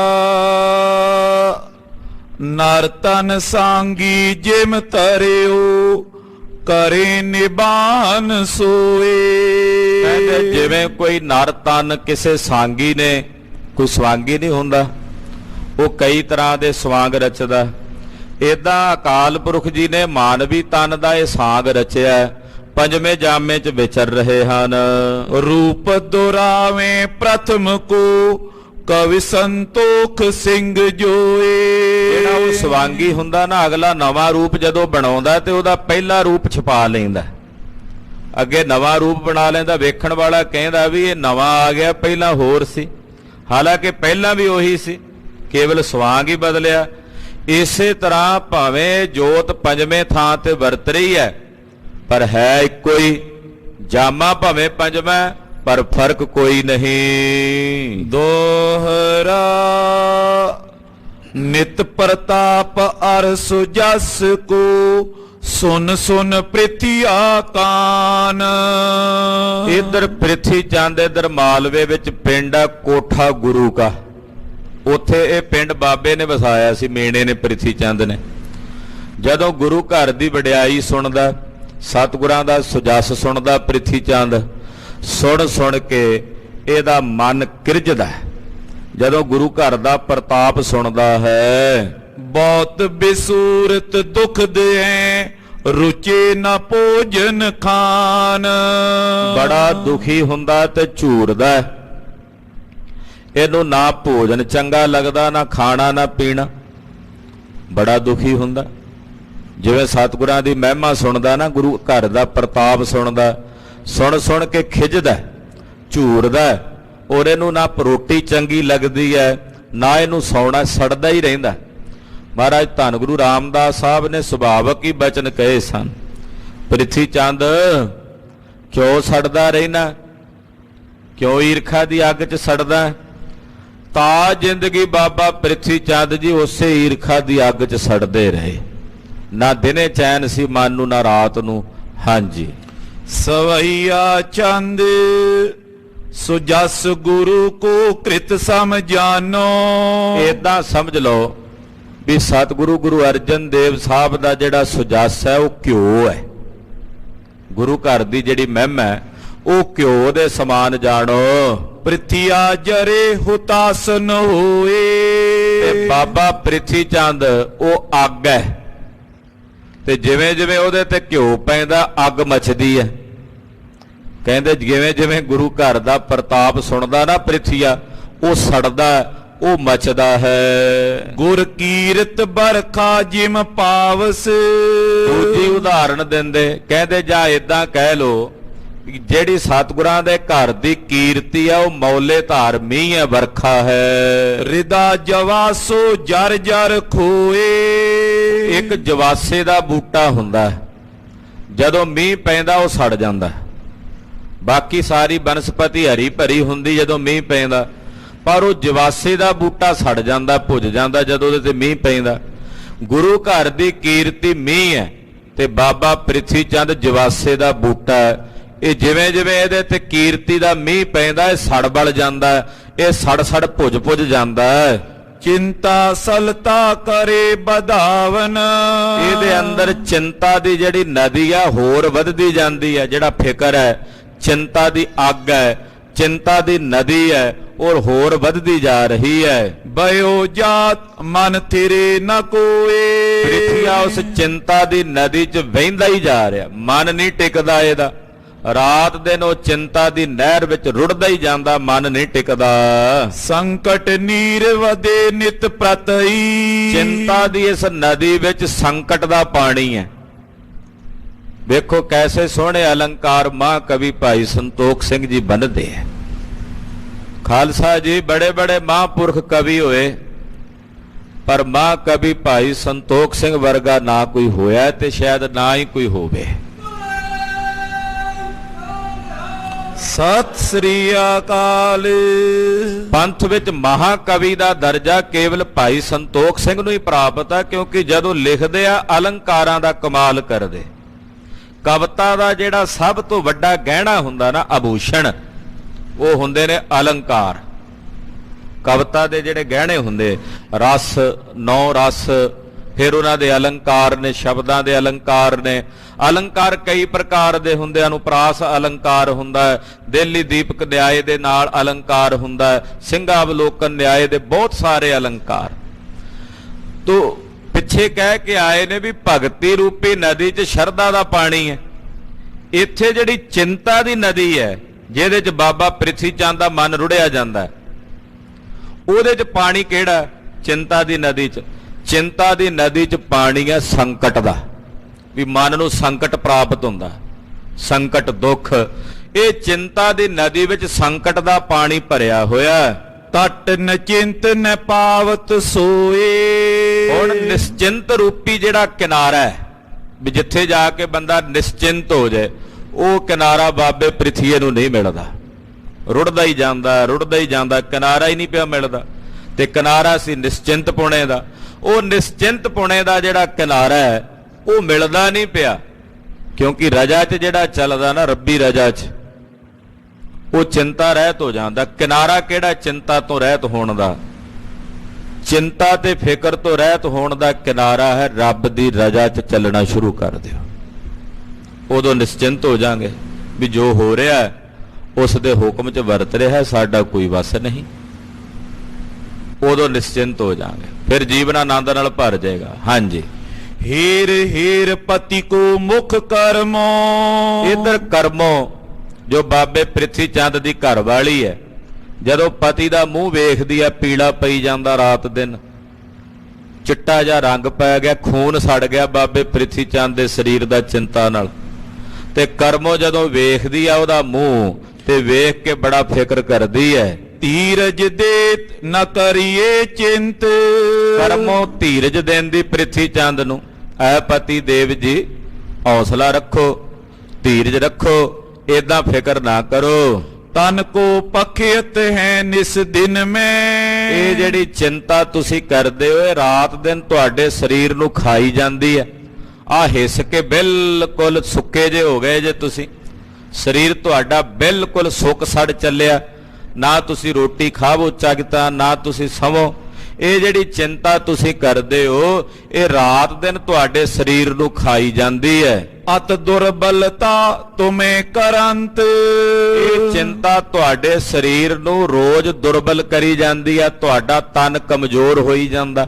ਆ ਵੇਖੋ ਕਿਵੇਂ ਅੱਖਾਂ ਮੂੰਹ ਤੇ ਬਾਹਰ ਨਿਕਲਣ ਲੱਗ ਪਈਆਂ ਨੇ, ਆ ਵੇਖੋ ਕਿਵੇਂ ਹੱਡ ਦਿਸਣ ਲੱਗ ਪਿਆ ਤੁਹਾਡੇ, ਚਿਹਰਾ ਬਿਲਕੁਲ ਪੀਲਾ, ਜਿਵੇਂ ਖੂਨ ਬਿਲਕੁਲ ਹੀ ਸੁੱਕ ਗਿਆ ਹੋਵੇ, ਤੁਹਾਡਾ ਤਨ ਜੀਰਨ ਹੋ ਰਿਹਾ ਹੈ। ਰੁਚ ਸੋ ਖਾਨ ਪਾਨ ਨੇ ਕਰਤੇ। ਬਾਬਾ ਜੀ ਤੁਸੀਂ ਨਾ ਰੁਚੀ ਨਾਲ ਭੋਜਨ ਛਕਦੇ ਹੋ, ਨਾ ਜਲ ਛਕਦੇ ਹੋ। ਉਰ ਕੋ ਹਰਕ ਮਹਾ ਨਿਤ ਹੰਤ। ਤੁਹਾਡੇ ਅੰਦਰ ਦੀ ਖੁਸ਼ੀ ਤਾਂ ਮਾਨੋ ਕਿਤੇ ਦੌੜੀ ਗਈ ਆ, ਕਿਤੇ ਦੂਰ ਹੀ ਨੱਠ ਗਈ ਆ, ਤੁਹਾਡੇ ਮਨ 'ਚ ਤਾਂ ਖੁਸ਼ੀ ਹੈ ਹੀ ਨਹੀਂ। ਚਿੰਤਾ ਸਮ ਬੈਰੀ ਨੇ ਦੂਸਰ। ਕਰਮੋ ਕਹਿੰਦੀ ਹੈ ਬਾਬਾ ਜੀ, ਚਿੰਤਾ ਵਰਗਾ ਦੁਸ਼ਮਣ ਕੋਈ ਨਹੀਂ ਸੰਸਾਰ 'ਚ, ਕੋਈ ਦੂਜਾ। ਚਿੰਤਾ ਜਿਹੜੀ ਆ, ਇਹ ਮਨੁੱਖ ਦੀ ਸਭ ਤੋਂ ਵੱਡੀ ਦੁਸ਼ਮਣ ਹੈ। ਅੰਤਰ ਬਰ ਕੈ ਦੁੱਖ ਬਰਦੰਤ। ਇਹ ਜਿਹੜੀ ਚਿੰਤਾ, ਇਹ ਬੰਦੇ ਦੇ ਅੰਦਰ ਵੜ ਕੇ ਦੁੱਖ ਦਿੰਦੀ ਹੈ। ਕਹਿੰਦੇ ਇੱਕ ਵਾਰ ਜਦੋਂ ਧਰਤੀ ਤੇ, ਕਹਾਣੀ ਹੈ ਇੱਕ ਕਲਪਨਾ ਵਾਲੀ, ਵਿਕਾਰਾਂ ਦਾ ਇੱਕ ਡੱਬਾ ਭਰ ਕੇ ਨਾ ਇੱਕ ਬੰਦੇ ਨੂੰ ਦਿੱਤਾ ਦੇਵਤਿਆਂ ਨੇ, ਵੀ ਇਹ ਧਰਤੀ ਤੇ ਲੈ ਜਾ। ਉਹਦੇ 'ਚ ਸਾਰੇ ਵਿਕਾਰ ਸੀ, ਕਾਮ, ਕ੍ਰੋਧ, ਲੋਭ, ਮੋਹ, ਹੰਕਾਰ, ਈਰਖਾ, ਵਖੀਲੀ, ਦਵੈਸ਼, ਨਿੰਦਾ, ਚੁਗਲੀ, ਚਿੰਤਾ, ਸਾਰੇ ਵਿਕਾਰ ਉਹਦੇ 'ਚ ਪਾ ਕੇ ਡੱਬੇ 'ਚ ਭੇਜਿਆ, ਵੀ ਇਹ ਲੈ ਜਾ ਧਰਤੀ ਤੇ, ਪਰ ਇਹ ਖੋਲ ਕੇ ਨਾ ਵੇਖੀ। ਬੰਦੇ ਨੇ ਉਹ ਡੱਬਾ ਲਿਆ, ਜਦੋਂ ਧਰਤੀ ਤੇ ਆਇਆ ਤੇ ਮਨ 'ਚ ਸੋਚੇ ਵੀ ਖਬਰੇ ਕੀ ਹੈ ਵਿੱਚ। ਦੁਨੀਆ ਦਾ ਇੱਕ ਸੁਭਾਅ ਹੁੰਦਾ ਵੀ ਜਿਹੜੇ ਕੰਮ ਤੋਂ ਰੋਕੋ ਉਸ ਪਾਸੇ ਉਧਰ ਜ਼ਿਆਦਾ ਬੰਦੇ ਉਸ ਪਾਸੇ ਭਜਦੇ, ਨੈਗੇਟਿਵਿਟੀ ਵਾਲੇ ਪਾਸੇ ਜ਼ਿਆਦਾ ਭਜਦੇ, ਵੀ ਜਿੱਧਰ ਰੋਕੋ ਵੀ ਉਧਰ ਵੇਖੀਏ ਤਾਂ ਅਸੀਂ ਵੀ ਹੈ ਕੀ ਹੈ। ਮੈਂ ਹੀ ਇੱਥੇ ਕਹਿ ਦਿਆਂ ਪਿੱਛੇ ਨਾ ਵੇਖਿਓ, ਤੁਸੀਂ ਮਨ 'ਚ ਸੋਚੀ ਜਾਣਾ 10-15 ਮਿੰਟ ਹੌਸਲਾ ਜਾ ਕਰਕੇ ਭਾਵੇਂ ਬੈਠੇ ਰਹੋਗੇ, ਫਿਰ ਖਿਆਲ ਆਏਗਾ ਵੀ ਖਬਰੇ ਕਿਉਂ ਕਹਿੰਦੇ ਆ ਗਿਆਨੀ ਜੀ ਪਿੱਛੇ ਨਾ ਵੇਖੋ, ਮਾਰੋ ਤਾਂ ਨਿਗਾਹ ਪਿੱਛੇ ਹੈ ਕੀ। ਇਹ ਸੰਸਾਰ ਦੀ ਫਿਤਰਤ ਹੈ, ਸੁਭਾਅ ਹੈ। ਦੇਵਤਿਆਂ ਨੇ ਸਕੀਮ ਵਰਤੀ ਵੀ ਜੇ ਇਹਨੂੰ ਉਦਾਂ ਹੀ ਕਿਹਾ ਵੀ ਲੈ ਜਾ ਧਰਤੀ ਤੇ, ਇਹਨੇ ਵੇਖਣਾ ਹੀ ਨਹੀਂਗਾ ਖੋਲ ਕੇ। ਉਹਨਾਂ ਆਖਿਆ ਵੀ ਇਹਨੂੰ ਖੋਲ ਕੇ ਨਾ ਵੇਖੀ, ਉਹ ਲਿਆ ਕੇ ਉਹਨੇ ਰੱਖ ਲਿਆ ਸਰਾਣੇ, ਤੇ ਰਾਤ ਨੀਂਦ ਨਾ ਪਵੇ ਵੀ ਖਬਰੇ ਡੱਬੇ 'ਚ ਇਹੋ ਜੀ ਕਿਹੜੀ ਚੀਜ਼ ਹੈ ਵੀ ਜਿਹੜੀ ਦੇਵਤਿਆਂ ਨੇ ਕਹੀ ਹੈ ਖੋਲ ਕੇ ਨਹੀਂ ਤੱਕਣੀ। ਬਥੇਰਾ ਹੌਸਲਾ ਜਿਹਾ ਕਰਕੇ ਰਾਤ ਨੂੰ ਪਿਆ ਰਿਹਾ, ਪਰ ਅੱਧੀ ਕੁ ਰਾਤ ਦਾ ਸਮਾਂ ਆਇਆ, ਨਹੀਂ ਰਿਹਾ ਗਿਆ। ਕਹਿੰਦਾ ਵੇਖ ਹੀ ਲੈਣਾ ਕਿਹੜਾ ਦੇਵਤੇ ਕੋਲ ਖੜੇ ਆ। ਜਦੋਂ ਡੱਬਾ ਖੋਲਿਆ ਤੇ ਡੱਬਾ ਖੋਲਦਿਆਂ ਵਿੱਚੋਂ ਕਾਮ, ਕ੍ਰੋਧ, ਲੋਭ, ਮੋਹ, ਹੰਕਾਰ, ਈਰਖਾ, ਵਖੀਲੀ, ਦਵੈਸ਼ ਇਹ ਸਾਰੀ ਬਾਹਰ ਨੂੰ ਨਿਕਲ ਕੇ ਭੱਜ ਗਏ। ਬੜੇ ਡਰਾਉਣੇ, ਖਤਰਨਾਕ। ਜਿੰਨੇ ਨੂੰ ਬੰਦ ਕਰਦਾ ਉਹਨੇ ਨੂੰ ਅੰਦਰ ਇੱਕੋ ਹੀ ਵਿਕਾਰ ਰਹਿ ਗਿਆ, ਉਹ ਸੀ ਚਿੰਤਾ। ਡੱਬੇ ਦੇ ਅੰਦਰ ਉਹ ਹੀ ਰਹਿ ਗਈ ਇਕੱਲੀ, ਬਾਕੀ ਸਭ ਬਾਹਰ ਨੂੰ ਦੌੜ ਗਏ। ਇਹ ਆ ਕਹਾਣੀ। ਪਰ ਇਹਦਾ ਸਿਧਾਂਤ ਕੀ ਹੈ? ਜਿਹੜਾ ਸਾਡਾ ਅੰਤਸ਼ਕਰਨ ਹੈ ਨਾ, ਇਹ ਆ ਡੱਬਾ। ਦੁਨੀਆ ਦੇ ਜਿੰਨੇ ਵੀ ਵਿਕਾਰ ਨੇ ਉਹ ਬਾਹਰੋਂ ਸਤਾਉਂਦੇ। ਕਾਮ ਬਾਹਰੋਂ ਸਤਾਏਗਾ, ਕ੍ਰੋਧ ਵੀ ਬਾਹਰੋਂ ਹੀ ਆਏਗਾ, ਲੋਭ ਵੀ, ਮੋਹ ਵੀ, ਹੰਕਾਰ ਵੀ। ਪਰ ਜਿਹੜੀ ਚਿੰਤਾ ਹੈ ਉਹ ਅੰਦਰੋਂ ਸਤਾਉਂਦੀ, ਕਿਉਂਕਿ ਉਹ ਡੱਬੇ ਦੇ ਅੰਦਰ ਰਹਿ ਗਈ ਸੀ। ਚਿੰਤਾ ਅੰਦਰੋਂ ਹੀ ਸਤਾਉਂਦੀ ਹੈ, ਉਹ ਬਾਹਰੋਂ ਨਹੀਂ ਆਉਂਦੀ, ਉਹ ਸਾਡੇ ਅੰਦਰੋਂ ਪੈਦਾ ਹੁੰਦੀ। ਉਹ ਅੰਦਰੋਂ ਕਿਸੇ ਪ੍ਰਕਾਰ ਨਾਲ ਜਾਗਰਤ ਹੁੰਦੀ, ਉਹਨੂੰ ਸ਼ਾਂਤ ਕਰਨਾ ਬੜਾ ਮੁਸ਼ਕਲ ਹੋ ਜਾਂਦਾ। ਤੋ ਕਰਮੋਂ ਕਹਿ ਰਹੀ ਹੈ, ਕਿਉਂਕਿ ਰਹਿੰਦੀ ਤਾਂ ਗੁਰੂ ਘਰ 'ਚ ਹੀ ਰਹੀ ਹੈ। ਗੁਰੂ ਰਾਮਦਾਸ ਸਾਹਿਬ ਦੀ ਨੂੰਹ ਹੈ, ਤੇ ਉੱਥੇ ਸੁਣੇ ਨੇ ਬਚਨ ਬਹੁਤ ਗੁਰੂ ਘਰ ਵਿੱਚ ਰਹਿ ਕੇ। ਕਹਿੰਦੀ ਹੈ ਬਾਬੇ ਪ੍ਰਿਥੀ ਚੰਦ ਨੂੰ, ਕਹਿੰਦੀ ਜੀ ਇਹ ਚਿੰਤਾ ਤੁਹਾਡੇ ਅੰਦਰ ਵੜ ਕੇ ਨਾ ਬੰਦੇ ਦੇ, ਇਹ ਬੜਾ ਦੁੱਖ ਦਿੰਦੀ ਹੈ। ਇਹ ਅੰਦਰੋਂ ਅੰਦਰ ਬੰਦੇ ਨੂੰ ਖਾਈ ਜਾਂਦੀ ਹੈ। ਇਹ ਚਿੰਤਾ ਵਰਗਾ ਦੁਨੀਆ 'ਚ ਕੋਈ ਦੁਸ਼ਮਣ ਨਹੀਂ ਹੈ ਬੰਦੇ ਦਾ। ਜਤਨ ਅਨੇਕ ਕਰੋ ਜੁਦ ਉਦਮ। ਹਾਂ, ਚਿੰਤਾ ਕੀਤਿਆਂ ਨਹੀਂ ਕੁਝ ਬਣਨਾ। ਯਤਨ ਕਰਨਾ ਚਾਹੀਦਾ, ਉਦਮ ਕਰਨਾ ਚਾਹੀਦਾ। ਮਿੱਤਰ ਨਾ ਕੋ ਉਤਸ਼ਾਹ ਸਮਾਨ। ਚਿੰਤਾ ਵਰਗਾ ਦੁਸ਼ਮਣ ਕੋਈ ਨਹੀਂ, ਤੇ ਉਦਮ ਵਰਗਾ ਦੁਨੀਆ 'ਚ ਮਿੱਤਰ ਕੋਈ ਨਹੀਂ। ਉਦਮ ਕਰਨਾ ਚਾਹੀਦਾ। ਉਤਸ਼ਾਹ, ਚਿੰਤਾ ਕੀਤਿਆਂ ਕੀ ਬਣਨਾ ਜੇ ਬੰਦਾ ਬੈਠਾ ਫਿਕਰ ਹੀ ਕਰੀ ਜੇ। ਉਦਮ ਕਰੇ ਵੀ ਉਹ ਚਿੰਤਾ ਨੂੰ ਖਤਮ ਕਰਨਾ ਕਿਵੇਂ ਹੈ, ਦੂਰ ਕਿਵੇਂ ਹੋ ਸਕਦੀ ਹੈ। ਉਦਮ ਵਰਗਾ, ਉਤਸ਼ਾਹ ਵਰਗਾ ਦੁਨੀਆ 'ਚ ਕੋਈ ਮਿੱਤਰ ਨਹੀਂ। ਸੁਲਈ ਹੁਤੋ ਸਹਾਇਕ ਮਰਗਾ। ਸੁਲੀ ਖਾਨ ਤੁਹਾਡਾ ਮਿੱਤਰ ਸੀ, ਤੁਹਾਡਾ ਸਹਾਇਕ ਸੀ, ਜੇ ਉਹ ਮਰ ਗਿਆ। ਅਬ ਚੰਦੂ ਬੜ ਸ਼ਾਹ ਦੀਵਾਨ। ਜੇ ਸੁਲੀ ਮਰ ਗਿਆ ਤੇ ਕਿਹੜਾ ਦੁਨੀਆ ਖਤਮ ਹੋ ਗਈ? ਦੀਵਾਨ ਚੰਦੂ ਵੀ ਤਾਂ ਹੈ, ਉਹ ਗੁਰੂ ਅਰਜਨ ਦੇਵ ਸਾਹਿਬ ਦਾ ਦੁਸ਼ਮਣ ਆ, ਉਹਦੇ ਨਾਲ ਯਾਰੀ ਪਾ ਲੈ। ਜੇ ਸੁਲੀ ਮਰ ਗਿਆ, ਚੰਦੂ ਦਾ ਹੈ, ਕਿੱਡਾ ਵੱਡਾ ਦੀਵਾਨ ਹੈ ਉਹ ਬਾਦਸ਼ਾਹ ਦਾ। ਵੇਖੋ ਕਰਮੋ ਸਕੀਮਾਂ ਦਿੰਦੀ ਬਾਬੇ ਪ੍ਰਿਥੀ ਚੰਦ ਨੂੰ ਚਿੰਤਾ 'ਚੋਂ ਕੱਢਣ ਦੀਆਂ। ਜਾਂ ਇਦਾਂ ਕਹਿ ਲੋ ਵੀ ਹੋਰ ਨਰਕਾਂ 'ਚ ਸੁੱਟਣ ਵਾਸਤੇ ਇਦਾਂ ਦੀ ਬੋਲੀ ਬੋਲ ਰਹੀ ਆ, ਮਾੜੇ ਭੈੜੇ ਕਰਮਾਂ ਨੂੰ ਕਰਨ ਲਈ ਪ੍ਰੇਰਨਾ ਕਰਦੀ ਹੈ। ਕਹਿੰਦੀ ਜੇ ਸੁਲੀ ਖਾਂ ਮਰ ਗਿਆ, ਚੰਦੂ ਦਾ ਜਿਉਂਦਾ, ਚੰਦੂ ਨਾਲ ਯਾਰੀ ਪਾਓ, ਉਹਦੇ ਨਾਲ ਮਿੱਤਰਤਾ ਪਾਓ। ਬਾਦਸ਼ਾਹ ਦਾ ਐਡਾ ਵੱਡਾ ਦੀਵਾਨ ਹੈ। ਮੁਲਾਕਾਤ ਕਰ ਮਸਲਤ ਠਾਨੀ। ਤੁਸੀਂ ਦੀਵਾਨ ਚੰਦੂ ਨਾਲ ਮੁਲਾਕਾਤ ਕਰਕੇ ਉਹਦੇ ਨਾਲ ਕੋਈ ਸਲਾਹ ਮਸ਼ਵਰਾ ਕਰੋ। ਤਿਸ ਕੋ ਪੁਸ਼ਟ ਕਰੋ ਹਿਤ ਠਾਨ। ਹੁਣ ਚੰਦੂ ਨੂੰ ਬਲਵਾਨ ਕਰੋ, ਉਹਦੇ ਨਾਲ ਗੱਲਬਾਤ। ਸੁਲੀ ਦਾ ਮਰ ਗਿਆ, ਹੁਣ ਚੰਦੂ ਨਾਲ ਗੱਲਬਾਤ ਕਰਕੇ ਉਹਨੂੰ ਪੁਸ਼ਟ ਕਰੋ, ਉਹਨੂੰ ਬਲਵਾਨ ਕਰੋ। ਉਤਸ਼ਾਹੀ ਨਰ ਚਾਹੇ ਸੋ ਕਰੈ। ਬਾਬਾ ਜੀ ਜਿਹੜੇ ਉਤਸ਼ਾਹ ਕਰਨ ਵਾਲੇ ਬੰਦੇ ਹੁੰਦੇ ਨਾ, ਉਦਮ ਕਰਨ ਵਾਲੇ, ਉਹ ਜੋ ਚਾਹੇ ਮਰਜ਼ੀ ਕਰ ਸਕਦੇ ਨੇ। ਜਿਵੇਂ ਕਹਾਵਤ ਹੈ ਕਿ ਉਦਮ ਅੱਗੇ ਲక్ష్ਮੀ, ਪੱਖੇ ਅੱਗੇ ਪੌਣ। ਪੱਖਾ ਚੱਲੇ ਤੇ ਅੱਗੇ ਹਵਾ ਆਈ ਜਾਂਦੀ, ਉਦਮ ਕਰੇ ਤੇ ਬੰਦਾ ਕੁਝ ਨਾ ਕੁਝ ਕਰ ਹੀ ਲੈਂਦਾ। ਜੇ ਤੁਸੀਂ ਉਦਮ ਕਰੋਗੇ ਤੇ ਕੁਝ ਨਾ ਕੁਝ ਹੋ ਹੀ ਜਾਏਗਾ ਨਾ। ਉਦਮ ਵਰਗਾ ਦੁਨੀਆ 'ਚ ਕੋਈ ਮਿੱਤਰ ਨਹੀਂ। ਚਿੰਤਾਵਾਨ ਪ੍ਰਾਨ ਦੇ ਹਾਨ। ਤੇ ਜਿਹੜੀ ਇਹ ਚਿੰਤਾ, ਇਹ ਤਾਂ ਬੰਦੇ ਦੇ ਪ੍ਰਾਣ ਮਾ ਖਤਮ ਕਰ ਦਿੰਦੀ। ਚਿੰਤਾਵਾਨ ਬੰਦਾ ਤਾਂ ਆਪਣੇ ਪ੍ਰਾਣ ਵੀ ਖਤਮ ਕਰ ਲੈਂਦਾ। ਲਿਖੋ ਪੱਤਰਿਕਾ ਸੁਧ ਮੰਗਵਾਵੋ। ਤੁਸੀਂ ਚਿੱਠੀ ਲਿਖੋ ਤੇ ਦੀਵਾਨ ਚੰਦੂ ਨੂੰ ਤੇ ਉੱਥੋਂ ਦੀ ਸਾਰੀ ਸੁੱਧ ਸਾਰ ਮੰਗਾਓ, ਕੋਈ ਆਪਣੀ ਖਬਰ ਭੇਜੋ, ਗੱਲਬਾਤ ਚਲਾਓ ਦੀਵਾਨ ਚੰਦੂ ਨਾਲ। किम दीवान के मन में आए। ਪਹਿਲਾਂ ਚੰਦੂ ਨੂੰ ਚਿੱਠੀ ਲਿਖ ਕੇ ਭੇਜੋ ਵੀ ਚੰਦੂ ਦੇ ਮਨ 'ਚ ਕੀ ਖਿਆਲ ਹੈ, ਉਹਦਾ ਦਿਲ ਜਾਣੋ ਪਹਿਲਾਂ ਵੀ ਉਹਦੇ ਦਿਲ 'ਚ ਕੀ ਬਿਰਤੀ ਚੱਲਦੀ ਆ, ਉਹ ਗੁਰੂ ਅਰਜਨ ਦੇਵ ਸਾਹਿਬ ਪ੍ਰਤੀ ਕੀ ਸੋਚਦਾ, ਉਹਦੇ ਅੰਦਰ ਕਿੱਦਾਂ ਦੀ ਮਨਸ ਹੈ, ਉਹ ਜਾਣਨ ਵਾਸਤੇ ਪਹਿਲਾਂ ਤੁਸੀਂ ਚਿੱਠੀ ਲਿਖ ਕੇ ਭੇਜੋ। ਦਿਓ ਉਤਸ਼ਾਹ ਗਵਾਓ ਰਿਪਕੋ। ਤੇ ਦੀਵਾਨ ਚੰਦੂ ਨੂੰ ਉਤਸ਼ਾਹ ਦਿਓ, ਉਹਨੂੰ ਉਦਮ ਦਿਓ ਤੇ ਆਪਣੇ ਦੁਸ਼ਮਣ ਨੂੰ ਗਵਾਵੋ। ਸੋ ਮਾਲਿਕ ਮੁਲਕਨ ਸਮੁਦਾਏ। ਕਿਉਂਕਿ ਦੀਵਾਨ ਚੰਦੂ ਇਸ ਵੇਲੇ ਸਾਰੇ ਮੁਲਕ ਦਾ ਮਾਲਕ ਹੀ ਜਾਣੋ, ਕਿਉਂਕਿ ਦੀਵਾਨ ਹੈ ਬਾਦਸ਼ਾਹ ਦਾ, ਜੇ ਬਾਦਸ਼ਾਹ ਮਾਲਕ ਹੈ ਤੇ ਫਿਰ ਇਹ ਵੀ ਮਾਲਕ ਹੀ ਹੋਇਆ, ਇਸ ਵੇਲੇ ਸਾਰੇ ਦੇਸ਼ ਦਾ ਮਾਲਕ ਹੈ। ਚਾਹੇ ਸੋ ਕਰੇ ਬਲੀ ਸਭ ਰੀਤਨ। ਦੀਵਾਨ ਚੰਦੂ ਜੋ ਚਾਹੇ ਕਰ ਸਕਦਾ, ਸਰਬ ਰੀਤੀਆਂ ਕਰਕੇ ਬਲੀ ਹੈ, ਬਲਵਾਨ ਹੈ। ਗਹਿ ਕੈ ਪ੍ਰਾਨ ਤਾਏ ਬਿਨਸਾਏ। ਤੁਸੀਂ ਕਿਸੇ ਤਰੀਕੇ ਗੁਰੂ ਅਰਜਨ ਦੇਵ ਸਾਹਿਬ ਨੂੰ ਪਕੜਾ ਕੇ ਉਹਨਾਂ ਦੇ ਪ੍ਰਾਣ ਘਾਤ ਕਰਵਾਓ ਤੇ ਦੀਵਾਨ ਚੰਦੂ ਨੂੰ ਮੂਹਰੇ ਲਾਓ, ਉਹਨੂੰ ਆਪਣੇ ਅੱਗੇ ਲਾ ਕੇ ਉਹਦੇ ਪਿੱਛੇ ਚੱਲੋ। ਗੁਰਤਾ ਗਾਦੀ ਲਿਓ ਸ਼ਾਹ ਤੇ। ਜਦੋਂ ਗੁਰੂ ਅਰਜਨ ਦੇਵ ਸਾਹਿਬ ਦਾ ਕਤਲ ਹੋ ਜਾਏਗਾ ਤੇ ਫਿਰ ਗੁਰਤਾ ਗੱਦੀ ਜਿਹੜੀ ਆ ਬਾਦਸ਼ਾਹ ਕੋਲੋਂ ਤੁਹਾਨੂੰ ਮਿਲ ਜਾਏਗੀ, ਬਾਦਸ਼ਾਹ ਫਿਰ ਤੁਹਾਨੂੰ ਗੁਰਗੱਦੀ ਤੇ ਬਿਠਾ ਦੇਵੇਗਾ। ਚੌਂ ਦਿਸ਼ ਕੀ ਸੰਗਤ ਚੱਲ ਆਏ। ਚਾਰਾਂ ਦਿਸ਼ਾਵਾਂ ਦੀਆਂ ਸੰਗਤਾਂ ਚੱਲ ਕੇ ਫਿਰ ਤੁਹਾਡੇ ਕੋਲ ਆਉਣਗੀਆਂ, ਫਿਰ ਰੌਣਕਾਂ ਤੁਹਾਡੇ ਕੋਲ ਲੱਗਣਗੀਆਂ। ਇਮ ਕਰਮੋਂ ਨੇ ਜਬ ਸਮਝਾਇਓ। ਇਦਾਂ ਜਦੋਂ ਬੀਬੀ ਕਰਮੋ ਰਾਣੀ ਨੇ ਆਪਣੇ ਪਤੀ ਦੇਵ ਬਾਬੇ ਪ੍ਰਿਥੀ ਚੰਦ ਨੂੰ ਇਹ ਗੱਲ ਸਮਝਾਈ, ਲਿਖੀ ਪੱਤਰਿਕਾ ਸੁਨੋ ਦੀਵਾਨ। ਬਾਬੇ ਪ੍ਰਿਥੀ ਚੰਦ ਨੂੰ ਰਾਹ ਸੁੱਝ ਗਿਆ, ਪਹਿਲਾਂ ਪਤਾ ਨਹੀਂ ਸੀ ਲੱਗਦਾ ਕੀ ਕਰਾਂ, ਹੁਣ ਉਹਨੂੰ ਰਸਤਾ ਮਿਲ ਗਿਆ। ਉਸੇ ਵੇਲੇ ਬਾਬੇ ਪ੍ਰਿਥੀ ਚੰਦ ਨੇ ਚਿੱਠੀ ਲਿਖੀ ਤੇ ਲਿਖਿਆ, ਦੀਵਾਨ ਜੀ ਸੁਣੋ, ਗਹਿਓ ਅਲੰਬ ਤੁਮਾਰੋ ਹਮਨੇ। ਬਾਬੇ ਪ੍ਰਿਥੀ ਚੰਦ ਨੇ ਚਿੱਠੀ ਲਿਖੀ, ਲਿਖ ਤੁਮ ਪ੍ਰਿਥੀ ਚੰਦ, ਦੀਵਾਨ ਚੰਦੂ ਤੇਰਾ ਹੀ ਮੈਨੂੰ ਆਸਰਾ ਹੈ। ਇੱਥੋਂ ਸ਼ੁਰੂਆਤ ਕੀਤੀ, ਐ ਦੀਵਾਨ ਚੰਦੂ ਲਾਲ ਮੈਨੂੰ ਤੇਰਾ ਅਲੰਬ ਤੇਰਾ ਆਸਰਾ ਹੈ। ਨਿਸ ਦਿਨ ਤੁਵ ਦਿਸ਼ ਕੋ ਮਨ ਧਿਆਨ। ਰਾਤ ਦਿਨ ਹਰ ਵੇਲੇ ਮੇਰੇ ਮਨ 'ਚ ਤੇਰਾ ਹੀ ਧਿਆਨ ਰਹਿੰਦਾ, ਰਾਤ ਦੇ ਨੱਠੇ ਪੈਰ ਮੈਂ ਤੇਰਾ ਹੀ ਖਿਆਲ ਰੱਖਦਾ।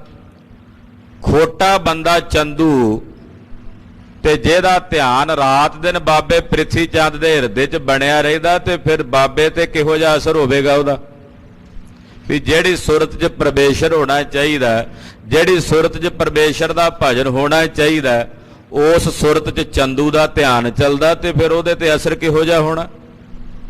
ਲਿਖਿਆ ਬਾਬੇ ਪ੍ਰਿਥੀ ਚੰਦ ਨੇ, ਕਹਿੰਦਾ ਰਾਤ ਦਿਨ ਮੇਰੇ ਚਿੱਤ ਦੇ ਵਿੱਚ ਤੁਹਾਡਾ ਹੀ ਧਿਆਨ ਬਣਿਆ ਰਹਿੰਦਾ। ਸ਼ਤਰੂ ਹਤਨ ਜਤਨ ਨੇ ਕੀਨਸ। ਤੁਸੀਂ ਹਾਲੇ ਤਾਈਂ ਆਪਣੇ ਦੁਸ਼ਮਣ ਨੂੰ ਮਾਰਨ ਦਾ ਕੋਈ ਯਤਨ ਨਹੀਂ ਕੀਤਾ, ਤੁਹਾਡਾ ਦੁਸ਼ਮਣ ਤੇ ਮੇਰਾ ਦੁਸ਼ਮਣ ਇੱਕੋ ਹੀ ਹੈ, ਤੇ ਤੁਸੀਂ ਆਪਣੇ ਦੁਸ਼ਮਣ ਨੂੰ ਮਾਰਨ ਦਾ ਕੋਈ ਯਤਨ ਨਹੀਂ ਕੀਤਾ। ਕੈ ਵਿਸਾਰ ਦੀਨਸ ਇਤ ਗਿਆਨ। ਦੀਵਾਨ ਚੰਦੂ ਲਾਲ ਜੀ, ਕਿਤੇ ਤੁਸੀਂ ਇਹ ਗੱਲ ਵਿਸਾਰ ਤਾਂ ਨਹੀਂ ਦਿੱਤੀ ਆਪਣੇ ਦਿਲੋਂ, ਕਿਤੇ ਆਪਣੇ ਦੁਸ਼ਮਣ ਨੂੰ ਆਪਣੇ ਹਿਰਦੋਂ ਭੁਲਾ ਤਾਂ ਨਹੀਂ ਦਿੱਤਾ, ਜਾਂ ਇਸ ਪਾਸੇ ਤੁਹਾਡਾ ਕੋਈ ਧਿਆਨ ਨਹੀਂ ਰਿਹਾ। ਭਾਗ ਬਲੀ ਹਮ ਆਸ਼ਿਕ ਨਿਤ ਕੈ। ਐ ਦੀਵਾਨ ਚੰਦੂ ਤੂੰ ਭਾਗਾਂ ਦਾ ਬਲੀ ਹੈ, ਤੈਨੂੰ ਮੈਂ ਰੋਜ਼ ਹੀ ਅਸੀਸਾਂ ਦੇਣਾ ਤੇ ਮੇਰੀਆਂ ਅਸੀਸਾਂ ਸਦਾ ਹੀ ਤੇਰੇ ਨਾਲ ਨੇ, ਮੈਂ ਤੈਨੂੰ ਸਦਾ ਹੀ ਸਨਮਾਨ ਦਿੰਦਾ ਹਾਂ। ਰਹੇ ਸ਼ਾਹ ਸੋਕਾਰ ਮਹਾਨ। ਤੇ ਮੈਂ ਤੈਨੂੰ ਅਸੀਸ ਦਿੰਨਾ ਵੀ ਤੇਰੀ ਬਾਦਸ਼ਾਹ ਨਾਲ ਸਦਾ ਬਣੀ ਰਵੇ, ਬਾਦਸ਼ਾਹ ਸਦਾ ਹੀ ਤੇਰਾ ਖਿਆਲ ਰੱਖੇ। ਇਹਨੂੰ ਮਹਾਰਾਜ ਜੀ ਨੇ ਕਿਹਾ, ਕੁਲਹਾਂ ਦੇਂਦੇ ਬਾਵਲੇ ਲੈਂਦੇ ਵੱਡੇ ਨੇ ਲੱਜ। ਸਤਕਾਰ ਦੇਣ ਵਾਲੇ ਬਾਵਲੇ ਤੇ ਲੈਣ ਵਾਲੇ ਬੇਸ਼ਰਮ, ਲੱਜ ਕਹਿੰਦੇ ਬੇਸ਼ਰਮ ਨੂੰ। ਕਹਿੰਦਾ ਮੈਂ ਤੈਨੂੰ ਅਸੀਸਾਂ ਦੇਣਾ ਕਿ ਤੇਰੀ ਬਾਦਸ਼ਾਹ ਨਾਲ ਬਣੀ ਰਵੇ, ਤੂੰ ਭਾਗਾਂ ਦਾ ਬਲੀ ਹੈ ਤੇ ਤੂੰ ਸਦਾ ਹੀ ਬਾਦਸ਼ਾਹ ਦੇ ਨਾਲ ਪ੍ਰੇਮ ਪਾਈ ਰੱਖੇ। ਦੇ ਕਰ ਨਰ ਕਰ ਤੁਰਤ ਪਠਾਈ। ਇਦਾਂ ਇੱਕ ਚਿੱਠੀ ਬਾਬੇ ਪ੍ਰਿਥੀ ਚੰਦ ਨੇ ਚੰਦੂ ਦੇ ਨਾਂ ਤੇ ਲਿਖੀ, ਆਪਣਾ ਇੱਕ ਅਹਿਲਕਾਰ ਨੌਕਰ ਉਹਨੂੰ ਬੁਲਾ ਕੇ ਉਹ ਚਿੱਠੀ ਦੇ ਕੇ ਟੋਰਿਆ। ਉਤਰਿਆ ਨੋ ਤੂਰਨ ਜਾਏ। ਉਹਨੂੰ ਆਖਿਆ ਜਾ ਭਾਈ ਇਹ ਚਿੱਠੀ ਦੇ ਕੇ ਚੰਦੂ ਲਾਲ ਨੂੰ ਇਹਦਾ ਜਵਾਬ ਲੈ ਕੇ ਆਈ ਛੇਤੀ ਨਾਲ, ਕਿ ਚੰਦੂ ਇਹਦਾ ਜਵਾਬ ਕੀ ਦਿੰਦਾ ਹੈ। ਗਮਨਿਓ ਦਿੱਲੀ ਦਿਸ਼ ਕੋ ਪਹੁੰਚਿਓ। ਉਹ ਨੌਕਰ ਹਲਕਾਰਾ ਬੜੀ ਤੇਜ਼ੀ ਨਾਲ ਚੱਲਿਆ ਤੇ ਚੱਲ ਕੇ ਦਿੱਲੀ ਪਹੁੰਚਿਆ। ਮਿਲਿਓ ਦੀਵਾਨ ਸਾਥ ਹਰ ਖਾਏ। ਦੀਵਾਨ ਚੰਦੂ ਨੂੰ ਬੜੀ ਖੁਸ਼ੀ ਨਾਲ ਬੜੇ ਆਨੰਦ ਨਾਲ ਜਾ ਕੇ ਮਿਲਿਆ। ਗੁਰ ਪ੍ਰਿਥੀਏ ਕੀ ਇਹ ਹੈ ਪਾਤੀ। ਤੇ ਜਾ ਕੇ ਉਸ ਨੌਕਰ ਨੇ ਆਖਿਆ ਜੀ ਗੁਰੂ ਪ੍ਰਿਥੀ ਚੰਦ ਦੀ ਇਹ ਚਿੱਠੀ। ਪ੍ਰਿਥੀ ਚੰਦ ਨੂੰ ਕਿਉਂਕਿ ਪ੍ਰਿਥੀ ਚੰਦ ਵੀ ਆਪਣੇ ਆਪ ਨੂੰ ਗੁਰੂ ਹੀ ਕਹਾਉਂਦਾ ਸੀ। ਕਹਿਣ ਲੱਗਾ ਜੀ ਇਹ ਗੁਰੂ ਪ੍ਰਿਥੀ ਚੰਦ ਦੀ ਭੇਜੀ ਚਿੱਠੀ ਹੈ। ਛਾਤੀ ਦੁਖਤ ਲਿਖੀ ਅਕੁਲਾਏ। ਉਹਦੇ ਕਾਲਜੇ 'ਚ ਬੜੀ ਪੀੜ ਸੀ, ਉਹਦੇ ਕਾਲਜੇ 'ਚ ਸੂਲ ਉੱਠਦਾ ਸੀ ਬਾਬੇ ਪ੍ਰਿਥੀ ਚੰਦ ਦੇ। ਉਹਦਾ ਜਿਹੜਾ ਕਾਲਜੇ ਦਾ ਸੂਲ ਆ ਉਹਨੇ ਚਿੱਠੀ 'ਚ ਲਿਖ ਕੇ ਭੇਜਿਆ ਤੇਰੇ ਕੋਲੇ। ਹਾਂਜੀ। ਲੇਕਰ ਖੋਲ ਪਠੀ ਤਬ ਚੰਦੂ। ਚੰਦੂ ਨੇ ਆਖਿਆ ਵੀ ਲਿਆਓ ਉਹਨਾਂ ਦੇ ਕਾਲਜੇ ਦਾ ਸੂਲ ਤੇ ਮੇਰੇ ਕਾਲਜੇ ਦਾ ਸੂਲ ਇੱਕੋ ਹੀ ਹੈ, ਯਾਨੀ ਕਿ ਗੁਰੂ ਅਰਜਨ ਦੇਵ ਸਾਹਿਬ। ਲਿਆ ਚਿੱਠੀ, ਮੈਂ ਪੜਦਾ। ਉਹਨੇ ਖੋਲੀ ਤੇ ਪੜ੍ਹੀ। ਲਖੀ ਹਕੀਕਤ ਜਿਉਂ ਦੁੱਖ ਪਾਏ। ਸਾਰੀ ਹਕੀਕਤ ਜਾਣੀ ਵੀ ਕਿਉਂ ਦੁਖੀ ਹੈ ਬਾਬਾ ਪ੍ਰਿਥੀ ਚੰਦ। ਉੱਤਰ ਲਿਖਿਓ ਦੁਸ਼ਟ ਨੇ ਤਤ ਛਿਨ।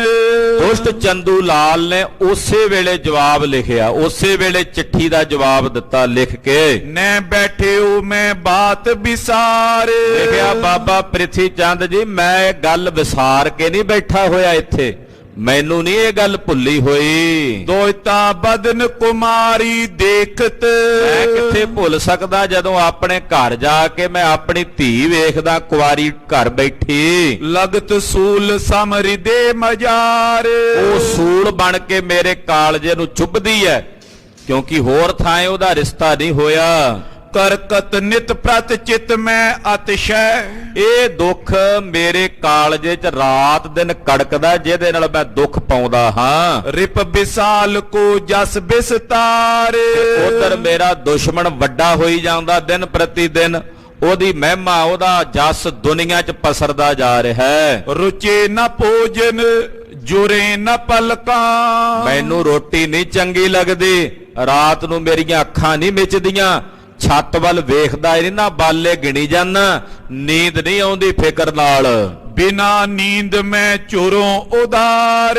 ਰਾਤ ਦਿਨ ਨੀਂਦ ਤੋਂ ਬਿਨਾ ਮੈਂ ਝੂਰਦਾ ਰਹਿੰਦਾ ਹਾਂ ਮਨ ਹੀ ਮਨ ਵੀ ਕਿਵੇਂ ਆਪਣੇ ਦੁਸ਼ਮਣ ਨੂੰ ਕਾਬੂ ਕਰਾਂ। ਸ਼ਾਹ ਲਾਹੌਰ ਚਲਨ ਕੀ ਦੇਰੀ। ਬਸ ਮੈਂ ਤਾਂ ਉਹ ਦਿਨ ਉਡੀਕਦਾ ਵੀ ਜਦੋਂ ਬਾਦਸ਼ਾਹ ਦਿੱਲੀੋਂ ਚੱਲ ਕੇ ਲਾਹੌਰ ਜਾਏਗਾ ਤੇ ਫਿਰ ਮੇਰਾ ਕੰਮ ਬਣਨਾ, ਫਿਰ ਮੈਂ ਆਪਣੀ ਵਿਉਂਤਬੰਦੀ ਬਣਾਉਣੀ ਹੈ। ਆਏ ਸੰਗ ਮੈਂ ਕਰੋ ਉਪਾਏ। ਜਦੋਂ ਬਾਦਸ਼ਾਹ ਦਿੱਲੀੋਂ ਲਾਹੌਰ ਜਾਏਗਾ ਤੇ ਮੈਂ ਨਾਲ ਆਵਾਂਗਾ ਚੱਲ ਕੇ ਤੇ ਆਪਣੀ ਮਨ ਭਾਉਂਦੀ ਗੱਲ ਬਣਾਵਾਂਗਾ। ਜੋ ਤੂੰ ਚਾਹੁੰਦਾ ਪ੍ਰਿਥੀ ਚੰਦ ਉਹ ਮੈਂ ਕਰਾਂਗਾ।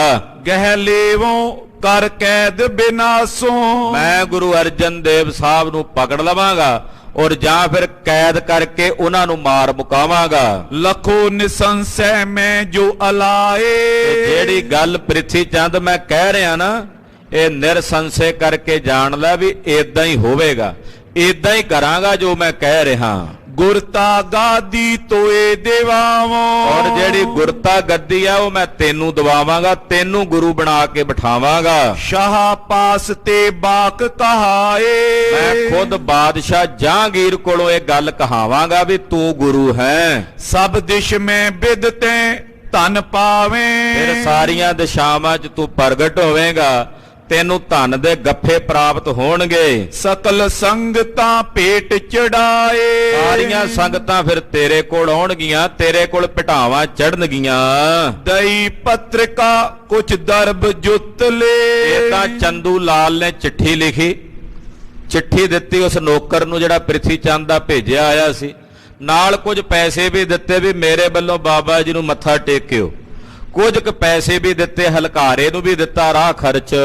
लेकर नर कोठे को आए। ਉਹ ਨੌਕਰ ਚਿੱਠੀ ਲੈ ਕੇ ਵਾਪਸ ਬਾਬੇ ਪ੍ਰਿਥੀ ਚੰਦ ਦੇ ਪਿੰਡ ਕੋਠੇ ਆ ਗਿਆ।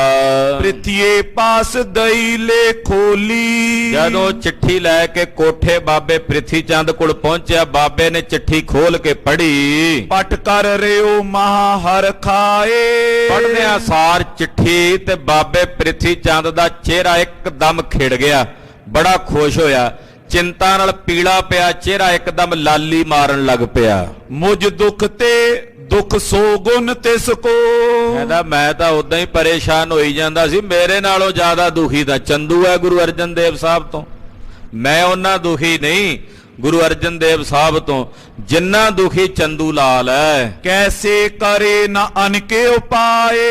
ਜੇ ਉਹ ਐਡਾ ਦੁਖੀ ਆ, ਉਹ ਕਿਉਂ ਨਾ ਕਰੇਗਾ ਉਪਾ। ਫਿਰ ਤਾਂ ਮੈਨੂੰ ਹੁਣ ਕੇਵਲ ਵੇਖਣਾ ਚਾਹੀਦਾ ਵੀ ਚੰਦੂ ਕੀ ਕਰਦਾ ਹੈ। सब कुटुंब को कीन सुनावन।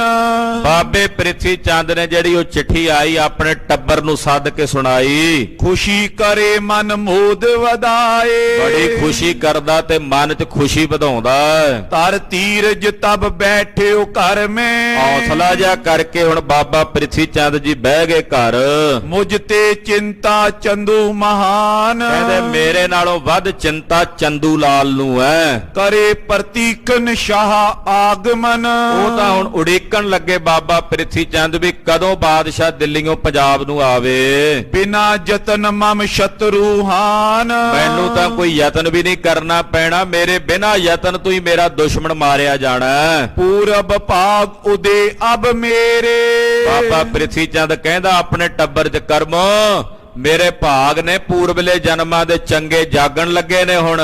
ਹਾਂਜੀ, बनो गुरु होए सिख जान। ਹੁਣ ਮੈਂ ਗੁਰੂ ਬਣ ਜਾਣਾ, ਮੇਰੇ ਭਾਗ ਜਾਗਣ ਵਾਲੇ ਹਨ ਪੂਰਬਲੇ ਜਨਮਾਂ ਦੇ, ਮੈਂ ਬੜੇ ਚੰਗੇ ਕਰਮ ਕੀਤੇ ਆ ਤੇ ਹੁਣ ਮੈਂ ਗੁਰੂ ਬਣ ਜਾਣਾ ਤੇ ਸਾਰੇ ਜਗਤ ਨੇ ਜਾਣ ਨੇ ਮੇਰਾ ਸਿੱਖ ਬਣਨਾ। पुन सुत मेरवान बिदते। ਤੇ ਮੇਰੇ ਤੋਂ ਬਾਅਦ ਮੇਰੇ ਪੁੱਤਰ ਮਿਹਰਵਾਨ ਨੇ ਗੁਰੂ ਬਣ ਕੇ ਪ੍ਰਗਟ ਹੋਣਾ। अनगन धन भोगे सुख दान। ਅਣਗਿਣਤ ਧਨ ਭੋਗੇਗਾ, ਸੁਖ ਪ੍ਰਾਪਤ ਹੋਣਗੇ ਸਾਡੇ ਘਰ ਵਿੱਚ। ਏਦਾਂ ਬਾਬਾ ਪ੍ਰਿਥੀ ਚੰਦ ਜੀ ਬੜੀ ਖੁਸ਼ੀ ਮਨਾਉਂਦੇ। ਉਧਰ ਚੰਦੂ ਤਿਆਰੀ ਕਰਦਾ, ਮੌਕਾ ਵੇਖਦਾ ਕਿ ਕਿਵੇਂ ਬਾਦਸ਼ਾਹ ਦੇ ਕੰਨ ਭਰੇ ਸਤਿਗੁਰਾਂ ਦੇ ਖਿਲਾਫ। ਉਹ ਕਥਾ ਆਪ ਦੀ ਅਗਲਿਆਂ ਪ੍ਰਕਰਨਾਂ 'ਚ ਸਰਵਣ ਕਰੋਗੇ। ਗਰੀਬ ਨਵਾਜ ਸਤਿਗੁਰਾਂ ਦਾ ਪਵਿੱਤਰ ਇਤਿਹਾਸ ਕਥਨ ਕਰਦਿਆਂ ਹੋਈਆਂ ਭੁੱਲਾਂ ਚੁੱਕਾਂ ਦੀ ਖਿਮਾ। ਵਾਹਿਗੁਰੂ ਵਾਹਿਗੁਰੂ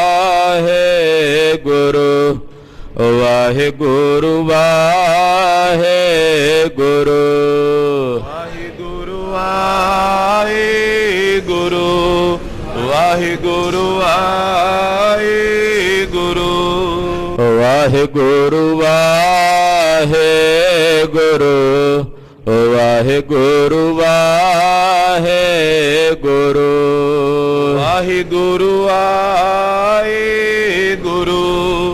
वाहिगुरु वाहिगुरु वाहिगुरु ਵਾਹਿਗੁਰੂ ਵਾਹਿਗੁਰੂ ਵਾਹਿਗੁਰੂ ਵਾਹਿਗੁਰੂ वाहिगुरु वाहिगुरु वाहिगुरु वाहिगुरु ਵਾਹਿਗੁਰੂ ਵਾਹਿਗੁਰੂ ਵਾਹਿਗੁਰੂ ਵਾਹਿਗੁਰੂ वाहिगुरु वाहिगुरु वाहिगुरु वाहिगुरु हे अच्युत हे पार ब्रह्म अविनाशी अगनास हे पूरन हे सर्वमय दुख पंजन गुणतास हे संगी हे निरंकार निर्गुण सब टेक हे गोविंद हे गुण निधान रंगे सदा बबेत हे अपरंपर हर हरे पियो अनहार हे संत कै सदा संग धारा आधार हे ठाकुर हो दासरो निर्गुण गुण नहीं कोई ਨਾਨਕ ਦੀਜੈ ਨਾਮ ਦਾਨ ਰਾਖੋ ਈਐ ਪਰੋਏ ਆਏ ਪ੍ਰਭ ਸ਼ਰਣਾਗਤੀ ਕਿਰਪਾ ਨਿਧ ਦਿਆਲ ਏਕ ਅਖਰ ਹਰ ਮਨ ਬਸਤ ਨਾਨਕ ਹੋਤ ਨਿਆਲ ਵਾਹਿਗੁਰੂ ਨਾਮ ਜਹਾਜ ਹੈ ਚੜੇ ਸੋ ਤੇਰੇ ਪਾਰ ਜੋ ਸ਼ਰਦਾ ਕਰ ਸੇਵੰਦੇ ਗੁਰ ਪਾਰੇ ਉਤਾਰਨਾਰ ਵਾਹਿਗੁਰੂ ਨਾਮ ਜਹਾਜ ਹੈ ਚੜੇ ਸੋ ਤੇਰੇ ਪਾਰ ਜੋ ਸ਼ਰਦਾ ਕਰ ਸੇਵੰਦੇ ਗੁਰ ਪਾਰੇ ਉਤਾਰਨਾਰ ਵਾਹਿਗੁਰੂ ਜੀ ਕਾ ਖਾਲਸਾ ਵਾਹਿਗੁਰੂ ਜੀ ਕੀ ਫਤਿਹ।